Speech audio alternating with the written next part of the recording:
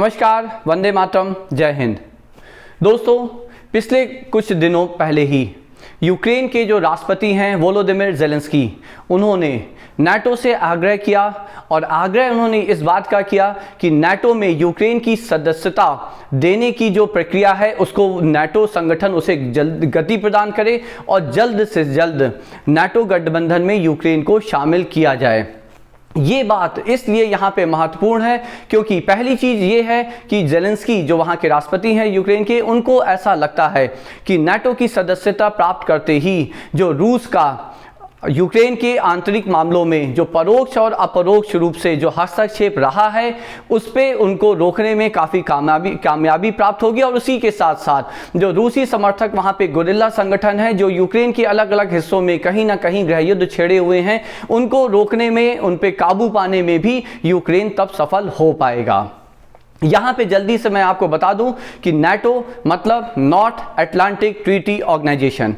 ये organisation America के नेतृत्व में बना एक ऐसा संगठन है जिसके हर सदस्य देश को यह वादा किया जाता है कि उसके ऊपर यदि कोई बाहरी हमला होता है तो उससे उसकी सुरक्षा की जाएगी। तो इसलिए यूक्रेन नाटो का सदस्य देश बनना चाहता है क्योंकि उसे हमेशा ये डर रहा है और 2014 के क्रीमिया युद्ध के बाद से तो उसका ये डर काफ़ी लाजमी भी है कि वहाँ पे वो रूस के साथ कहीं ना कहीं कभी कोई युद्ध होता है तो उसकी सुरक्षा फिर नाटो गठबंधन वहां करेगा। नाटो गठबंधन पिछले, जो आपको याद हो, जो 4 से 5 दशक तक जो शीत युद्ध चला है, वहां पे नाटो गठबंधन और कम्युनिस्ट ब्लॉक के बीच में कई बार युद्ध सी स्थिति बनी है दोस्तों। और उसका सबसे बड़ा फ्लैश पॉइंट क्यूबा का वो मिसाइल क्राइसिस था, जब एक समय तो ऐसा लग रहा था कि पूरा विश्व तृतीय विश्व युद्ध की तरफ आगे बढ़ रहा है।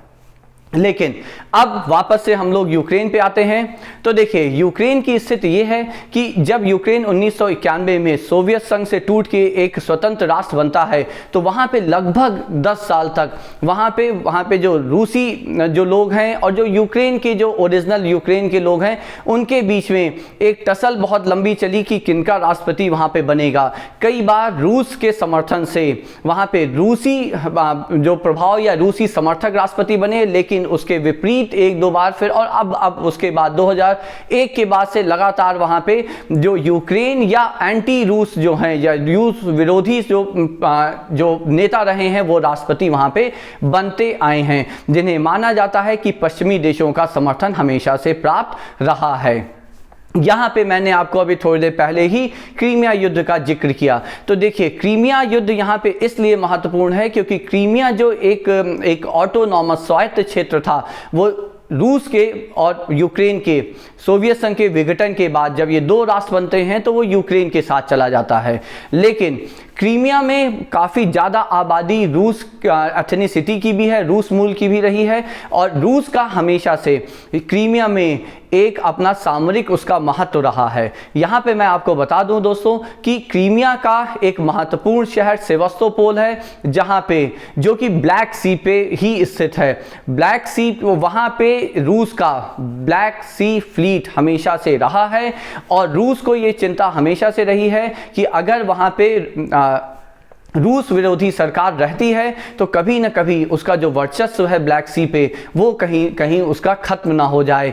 इसके लिए 2014 में रूस ने वहाँ पे एक अपने नकाबपोश सेना भेजी। नकाबपोश मैं इसलिए कह रहा हूँ क्योंकि रूस ने हमेशा ये कहा कि उसकी वो सेना नहीं थी, वो क्रीमिया के ही लोग थे जिन्होंने यूक्रेन की सेना के खिलाफ वहाँ विद्रोह किया था। लेकिन सबका मानना है कि वो रूस की ही सेना थी जो नकाब में आई और वहाँ पे फरवरी में वहाँ पे एक आंदोलन शुरू होता है और मार्च तक आते क्रीमिया रूस का भाग अभिन्न अंग बन जाता है दोस्तों। और क्रीमिया की प्रायद्वीप जो है उसका रूस में आते ही जो ब्लैक सी है